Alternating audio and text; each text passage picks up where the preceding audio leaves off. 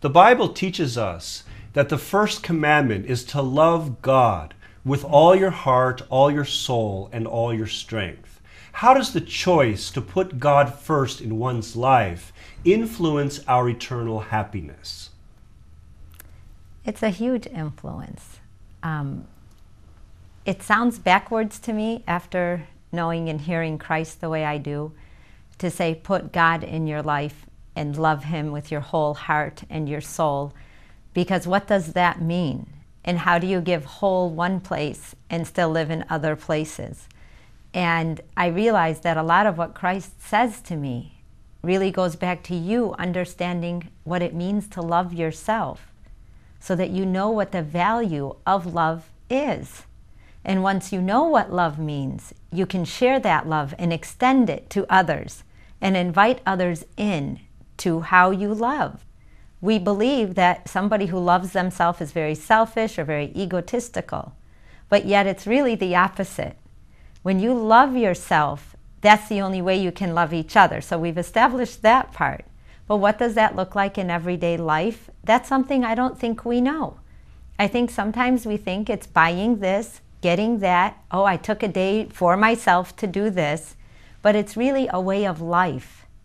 It's having a compassion for yourself that you extend to others automatically, that somehow you don't see yourself as in others, as a person. We think everybody else is people, and that we're okay. We can take care of this, and nobody has to really know what we're doing. We'll take care of it, whatever it is we're feeling. And then we tell somebody else, but no, you might want to take these steps to solve this issue. Yet we would never follow that advice. It would be too good for us. So in order to really be able to feel love for God, love for others, is to understand that love for yourself, for telling yourself, hey, you know what? You didn't finish that yet. Why don't you pay attention to it now? Go ahead and do your homework. Go ahead and finish that job. Go ahead and clean out your car. They're little things, but when we put them off, we're really putting ourselves off. We're not there to teach the task. The tasks are there to teach us. It is not the answer at the end of the day that's important. It's the journey. We are here for the journeys.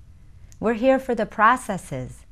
If we don't go through the process of understanding why we're doing something, we will walk right by the answer.